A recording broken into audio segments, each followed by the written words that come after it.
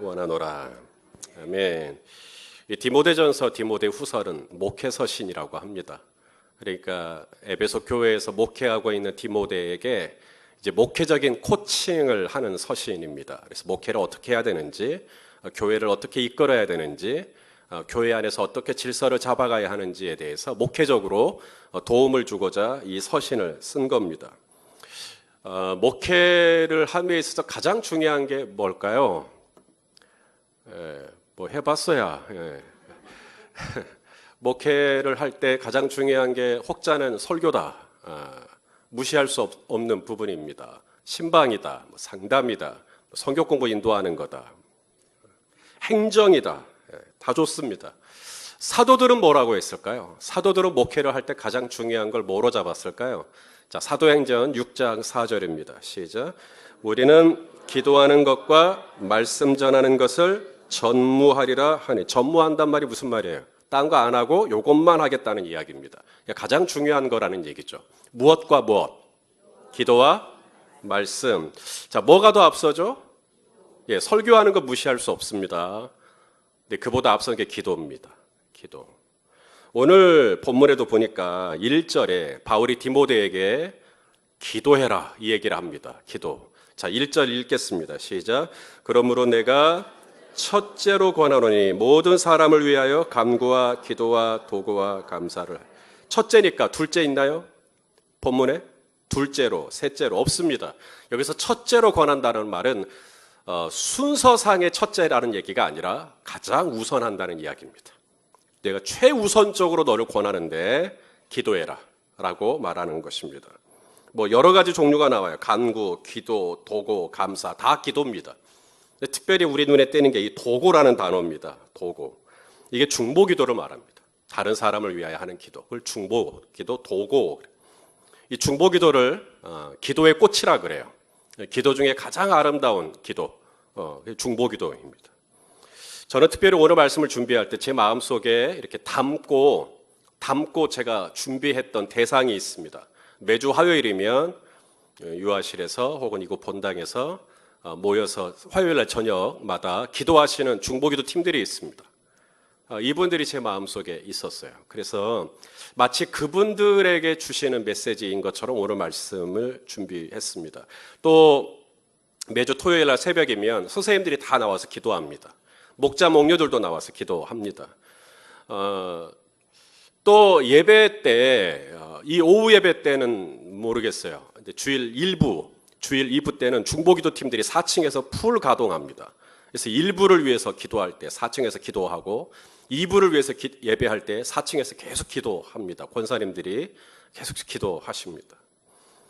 이 중보기도 하시는 분들이 있습니다. 예배를 위해서 또 저를 위해서 그래서 기도하죠. 교회를 위해서 기도하죠. 그래서 우리 성도님들 가운데 이렇게 중보기도 하시는 분들에게 어떤 말씀을 주면 좋을까? 오늘 말씀입니다. 오늘 말씀은 그분들을 생각하면서 그분들을 염두에 두면서 오늘 말씀을 준비했습니다. 성도 여러분, 성도님들이 하는 기도 가끔 저한테 기도 부탁을 해요. 목사님 기도해 주세요. 아니 기도하세요. 본인을 위해서. 근데 목사님이 기도하면 영빨이 좋다. 목사님이 기도하면 하나님이 잘 들어주실 거다. 왜? 목사니까. 천만의 말씀입니다. 하나님께서 성도들의 기도를 무슨 잡동사니처럼 취급하실까? 천만의 말씀입니다. 목사의 기도는 뭐 금양로에 담고 성도들 기도는 무슨 동철에 뭐 담고 이런 거 아닙니다. 다 하나님께서는 모든 기도가 다 중요합니다. 다 소중합니다. 기도 중에 가장 영광스러운 기도는 누군가를 위해서 기도하는 중보기도입니다. 자, 왜 그렇게 중보기도가 중요한가? 자, 이제 시작하겠습니다. 2절에 보니까 이는 이렇게 시작해요. 이는 자, 한번 2장 2절을 같이 읽겠습니다. 시작. 임금들과 높은 지위에 있는 모든 사람들을 위하여 하라. 이는 우리가 모든 경건과 단정함으로 고요하고. 자, 왜 우리가 임금을 위해서 기도하고 높은 지위에 있는 분들을 위해서 기도하고 오늘 우리 송지현 집사님도 나라와 그렇죠? 민족을 위해서 또 위정자들을 위해서 기도하셨는데 우리가 왜 그분들을 위해서 같이 기도해야 할까요? 왜 교회 리더십들을 위해서 같이 기도해야 할까요? 이유란 얘기죠. 이는 뭐예요? 예. 모든 경건과 단정함으로 고요하고 평안한 생활을 누가 한다고요? 우리가 방금 뭐 했어요? 기도했어요. 우리가 기도를 했어요. 높은 지위에 있는 분이 고요하고 평안하고 단정하고 안정하고 이런 생활, 위에 있는 분들이, 높은 지위에 있는 분들이 고요하고 평안한 생활을 하라고 기도한 게 아니고요. 우리가 높은 지위에 있는 분들을 위해서 기도를 했더니, 우리가 그분들을 위해서 같이 기도를 했더니 어떻게 됐다고요? 내가 고요하고 평안한 생활을 하기 위함이다. 그렇잖아요. 그러니까 중보기도의 유익이 뭐냐면 중보기도를 하는 내가 유익을 얻는 겁니다. 우리가 높은 지위에 있는 분들 혹은 다른 지체들을 위해서 같이 기도할 때 그분들이 평안하라고 기도하죠. 그분들이 제대로 서게 해달라고 기도하죠. 그런데 그 유익을 누가 받냐면 내가 받는 겁니다. 자, 성도 여러분, 기도할 때 여러분의 기도의 비중을 보세요. 다른 사람을 위한 기도가 많아요? 아니면 나와 내 식구들을 위한 기도가 많아요? 솔직하게. 예, 솔직하게 얘기해 주셔서 감사합니다. 아마 나와 내 가족, 그쵸? 내 문제 이런 거 많을 거예요. 왜? 내가 그 문제를 위해서 기도하면 내가 고요하고 평안한 생활을 할 수 있을 것 같은 거예요. 근데 오늘 말씀을 잘 보세요. 내가 그토록 원하는 고요하고 평안한 생활의 비결이 뭐냐면 다른 사람을 위해서 기도하는 거예요. 그분들을 위해서 기도를 해주면 하나님이 내가 모든 경건과 단정한 중에 내가 고요하고 내가 평안한 생활을 할 수 있도록 하나님이 누리게 해주신다는 거예요. 이것이 중보기도의 비밀입니다. 우리가 다른 사람을 위해서 기도하면 기도할수록 그분들에게도 유익이 있어요. 내가 그분들을 위해서 기도해주면 그분들이 고요하고 평안한 생활을 할 수 있어요. 그리고 그분들에게만 유익이 있는 게 아니라 그분들을 위해서 기도했던 나에게도 하나님이 고요하고 평안한 생활을 할 수 있게 해주신다. 이것을 고급 영어로 일타쌍피라고 합니다. 그러니까 내가 그분을 위해서 기도하면 그분들도 유익을 얻고 그분들을 위해서 기도했던 나도 동일하게 유익을 얻는 거죠. 그게 중보기도예요. 내가 내 문제를 위해서 기도하면 내 문제만 잘 돼요. 그래서 다른 사람하고 상관없어요.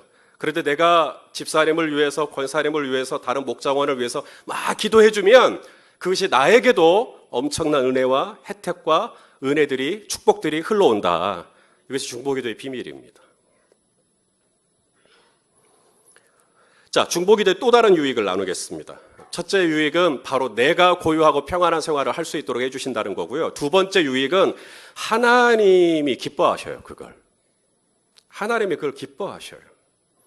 여러분, 그 한식당에 가면 반찬이 몇 가지 나와요, 보통? 10개, 20개, 그러면 그 중에서 다 드셔요? 아니면 조금 내가 좋아하는 것만 좀 젓가락질이 가죠? 그쵸? 예. 무수라 집사님은 어떤 반찬에 젓가락질이 좀 가요? 예? 뭐라고요, 집사님? 달걀말이. 예.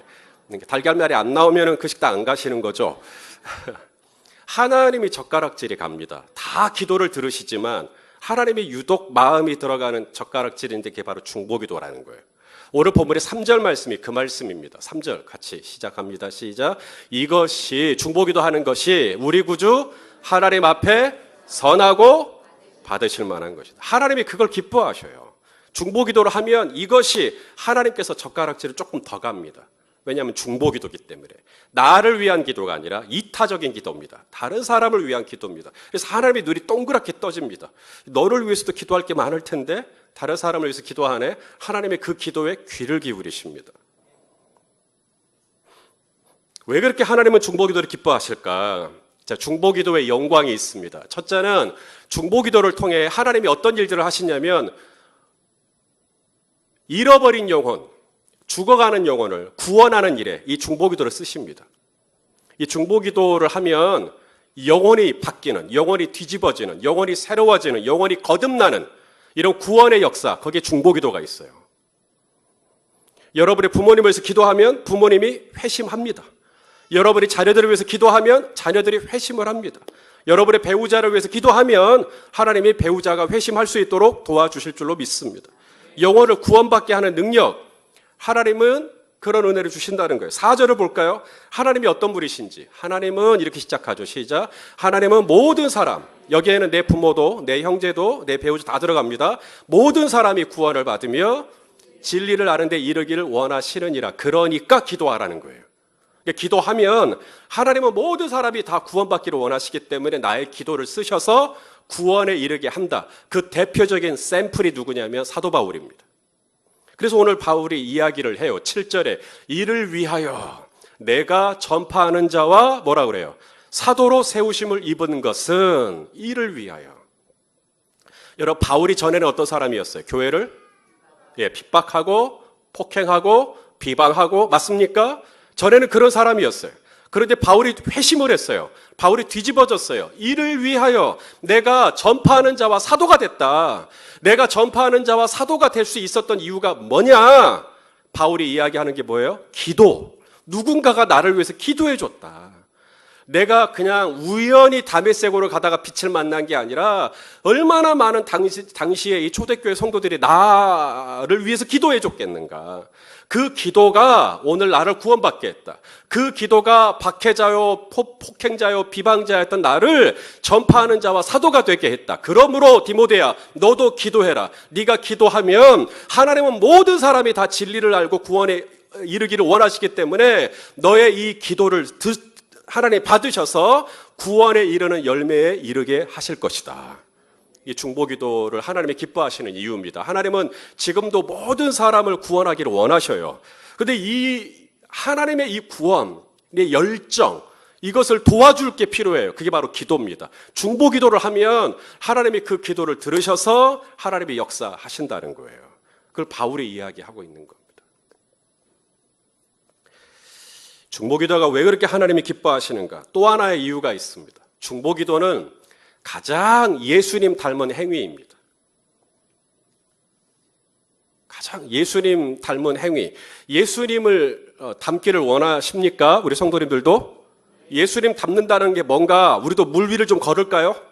우리도 막 죽은 사람을 살려낼까요? 물론 그러면 예수님 아니야? 막 그럴 수도 있겠지만 진짜 예수님 닮는다는 게 뭘까? 제가 학교 다닐 적에 영성신학을 배웠습니다. 영성이라는 이 단어가 뭘까? 스피리추얼리티인 줄 알았습니다. 그랬더니 이 스피리추얼리티는 아니에요. 이것은 그냥 종교적인 용어일 뿐입니다. 그러면 진짜 기독교에서 말하는 영성은 뭐냐면 godlikeness, 이것이 하나님 닮는 거예요. 그게 영성이에요.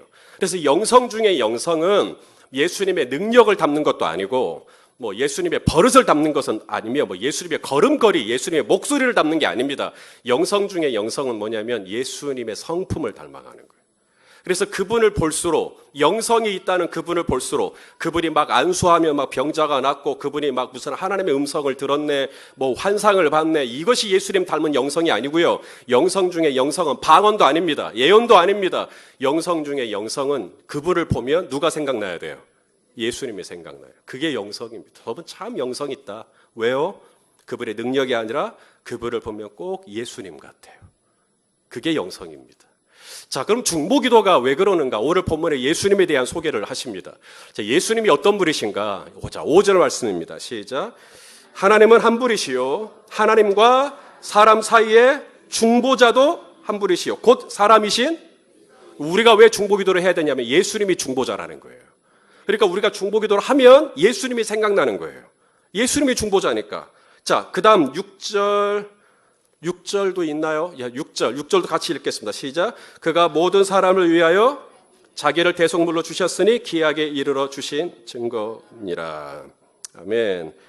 여러분, 중보기도를 하면 할수록 중보기도의 응답, 중보기도가 가장 우리에게 좋은 이유 중에 하나. 주님 저에게 떡을 주십시오 했더니 떡을 주시고, 주님 저에게 고기를 주십시오 했더니 고기를 주시고, 그래서 중보기도가 좋은 건가?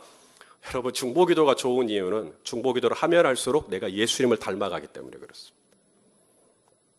이게 중보기도의 축복이에요. 제가 우리 성도님들 위해서 기도 많이 하죠. 기도를 할 수밖에 없죠. 목회자니까. 그래서 저는 우리 성도님들을 위해서 기도를 참 많이 합니다. 그러면 제가 기도한 것이 100이라면 응답이 과연 얼마나 될까요?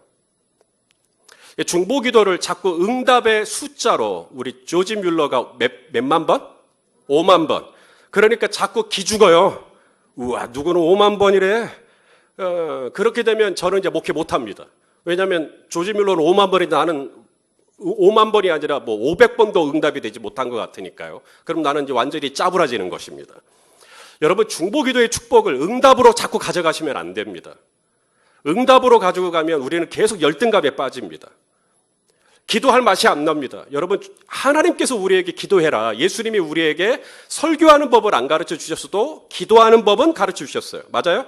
왜 그렇게 기도를 강조하시는가? 거기에 응답이 있기 때문도 있어요. 응답의 요소도 있어요. 하지만 응답을 몇만 번 했느냐? 여기에 자꾸 우리의 어떤 기도의 어떤 측정치를 갖다 대면 우리 못합니다. 우리 이제 앞으로 기도 못해요. 오늘 새벽에도 내가 기도하려고 할 때 이 기도가 얼마나 응답될 거냐, 이렇게 자꾸 응답적으로 가지고 가면 내 기도는 하나도 힘이 없는 것 같아요. 왜냐하면 제가 얼마나 많이 기도하지만 응답되는 일은 거의 일어나지 않는 것 같은. 그렇다면 뭔가 중보기도의 축복은 뭔가 응답도 있지만 중보기도의 축복은 예수님 닮아가는 겁니다. 진짜로.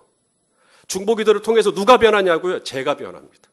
기도를 하면 할수록 주님은 나를 바꾸어 가십니다.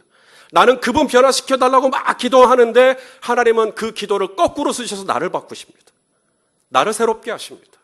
그래서 기도를 하면 할수록 그 기도의 열매 중에 열매, 기도의 응답 중에 응답은 기도하는 그 당사자가 바뀌는 거예요.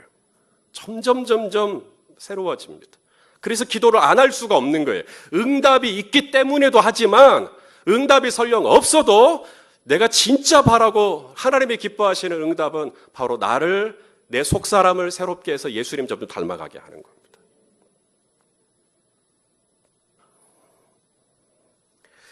여러분, 누구까지도 중보기도 해줄 수 있을까요?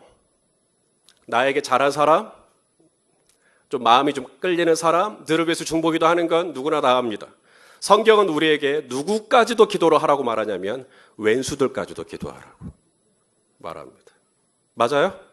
자, 누가복음 6장 28절 시작. 너희를 저주하는 자를 위하여 축복하며 너희를 모독하는 자를 위하여 기도하라. No man. 이건 아멘 안 돼요. No man. 예. 그래도 여러분 이것까지도 아멘 하시면서 주님께 영광 돌려드릴 수 있겠어요? 예, 중보기도입니다.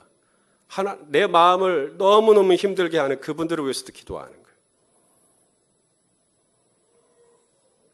우리 예수님은 어땠다고요? 당신을 못 박는 사람들. 그런데 그들을 위해서 뭐라고 기도해요? 용서해달라고 기도합니다.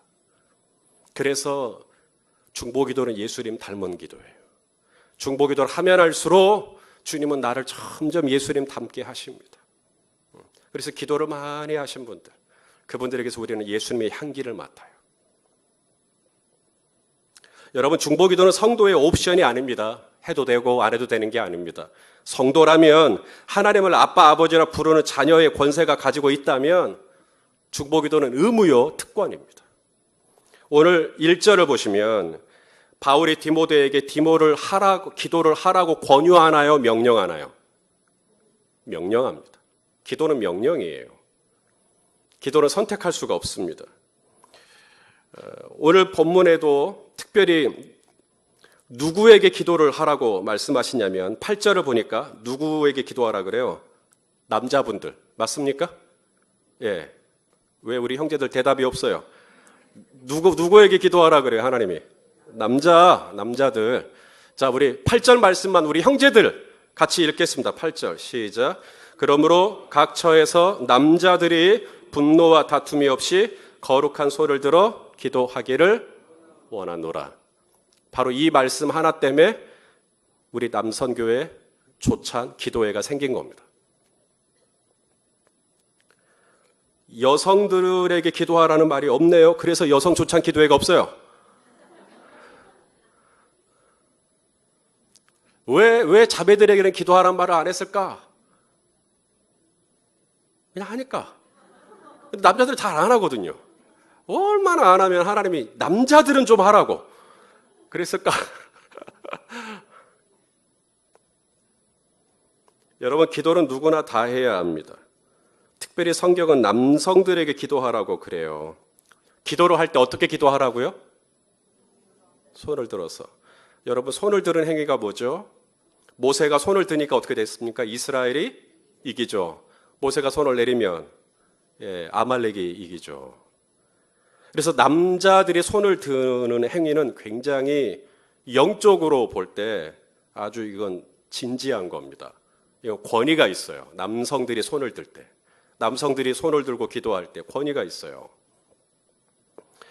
그러면 목사님은 상당히 이제 남성 쪽에 그런 거구나.